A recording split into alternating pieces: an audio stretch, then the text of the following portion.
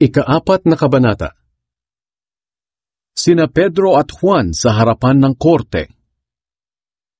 Habang nagsasalita pa sina Pedro at Juan sa mga tao, nilapitan sila ng mga pari, ng kapitan ng mga gwardya sa templo at ng mga Saduseyo.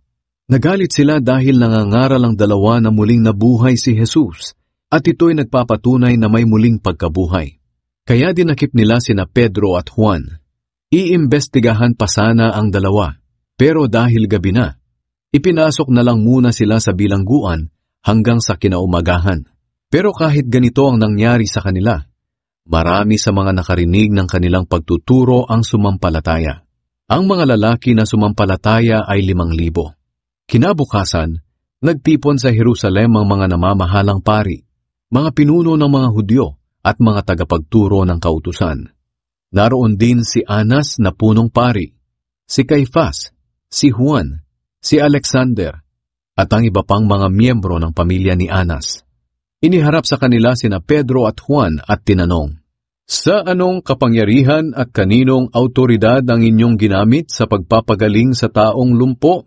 Si Pedro na puspos ng banal na espiritu ay sumagot, "Kayong mga namamahalang pari at mga pinuno ng mga Hudyo, kung ang itinatanong ninyo sa amin ay tungkol sa paggaling ng taong lumpo, dapat malaman ninyong lahat at ng lahat ng taga-Israel na ang taong ito na nakatayo rito ngayon ay pinagaling ng kapangyarihan ni Jesucristo na taga-Nazaret. Siya ang inyong ipinako sa krus at pinatay, ngunit binuhay siyang muli ng Diyos. Si Jesus ang tinutukoy na bato sa talatang ito ng kasulatan. Ang bato na itinakwil ninyong mga tagapagtayo ng bahay ang siyang naging batong pundasyon. Walang sinuman sa mundong ito ang makapagliligtas sa atin, kundi si Jesus lang." Namangha sila kina Pedro at Juan dahil sa lakas ng loob nilang magsalita, lalo na nang malaman nilang mga karaniwang tao lang sila at walang mataas na pinag-aralan. Namukhaan din nilang sila'y mga kasama ni Jesus noon. Magsasalita pa sana sila laban sa himalang ginawa ni na Pedro at Juan. Pero dahil ang taong pinagaling ay nakatayo mismo sa tabi ng dalawa, wala na silang nasabi. Kaya pinalabas muna nila sina Pedro at Juan sa kanilang pinagtitipunan at nag-usap-usap sila. Sinabi nila, "Ano ang gagawin natin sa mga taong ito? Sapagkat kumalat na ang balita sa buong Jerusalem na nakagawa sila ng himala at hindi natin ito maikakaila. Kaya para huwag nang kumalat ang kanilang pangangaral sa mga tao, palaan natin sila na huwag nang magturo tungkol kay Jesus."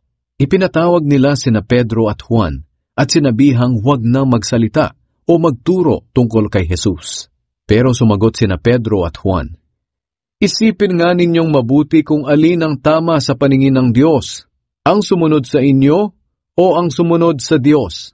Hindi pwedeng hindi namin ipahayag ang aming nakita at narinig." Pero mahigpit pa rin silang binawalan na mangaral bago sila pinakawalan. Gusto sana nilang parusahan ang dalawa, pero hindi nila magawa. Natatakot sila sa mga tao dahil pinupuri ng mga ito ang Diyos sa nangyaring himala, sapagkat ang taong pinagaling sa pamamagitan ng himala ay mahigit 40 taon ng lumpo. Ang panalangin ng mga mananampalataya. Nang pinakawalan na sina Pedro at Juan, bumalik sila sa kanilang mga kasamahan at ibinalita nila kung ano ang sinabi ng mga namamahalang pari at ng mga pinuno ng mga Hudyo. Nang marinig iyon ng mga mananampalataya, nanalangin sila sa Diyos. Sinabi nila, "Panginoon na makapangyarihan sa lahat, kayo po ang lumikha ng langit, ng lupa, ng dagat, at lahat ng nasa mga ito. Nagsalita kayo sa pamamagitan ng aming ninunong si David na inyong lingkod. Sinabi niya sa patnubay ng banal na espiritu, bakit matindi ang galit ng mga bansa? Bakit sila nagpaplano ng wala namang patutunguhan? Ang mga hari at mga pinuno sa mundo ay nagsama-sama at nagsipaghanda sa pagkikipaglaban sa Panginoon at sa kanyang Kristo. Natupad na ngayon ang sinabi ninyo noon, dahil dito mismo sa Jerusalem, ang mga Hudyo at hindi Hudyo, pati si Haring Herodes at si Gobernador Pilato, ay nagkaisang kalabanin ng inyong banal na lingkod na si Jesus na inyong pinili na maging hari. Sa kanilang ginawa, Natupad na ang inyong balak noon, at ito'y nangyari ayon sa inyong kapangyarihan at kalooban. At ngayon, Panginoon, pinagbabantaan nila kami.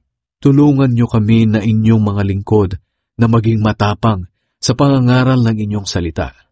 Ipakita niyo ang inyong kapangyarihan. Loobin niyo na sa pamamagitan ng kapangyarihan ni Jesus na inyong banal na lingkod ay mapagaling namin ang mga may sakit at makagawa kami ng mga himala at mga kamanghamanghang bagay. Pagkatapos nilang manalangin, nayanig ang bahay na kanilang pinagtitipunan. Silang lahat ay napuspos ng banal na espiritu at buong tapang na nangaral ng salita ng Diyos. Ang pagtutulungan ng mga mananampalataya. Nagkaisa ang mga mananampalataya sa damdamin at isipan. Itinuring ng bawat isa na ang kanilang mga ari-arian ay hindi lang para sa kanilang sarili, kundi para sa lahat. Patuloy ang paggawa ng mga apostol ng mga kamanghamanghang gawa bilang patunay na ang Panginoong Hesus ay talagang nabuhay muli. At lubusang pinagpala ng Diyos ang lahat ng mga mananampalataya. Hindi sila nagkulang sa kanilang pangangailangan dahil ipinagbili ng mga may kaya ang kanilang mga lupa't bahay at ang pera'y ibinigay nila sa mga apostol. At ibinigay naman ito ng mga apostol sa bawat isa ayon sa kanilang pangangailangan. Ganyan din ang ginawa ng Levitang si Jose na taga Cyprus. Tinatawag siya ng mga apostol na Bernabe, na ang ibig sabihin ay tagapagpalakas ng loob. Ibinenta ni Jose ang kanyang lupa at ang pera'y ibinigay niya sa mga apostol.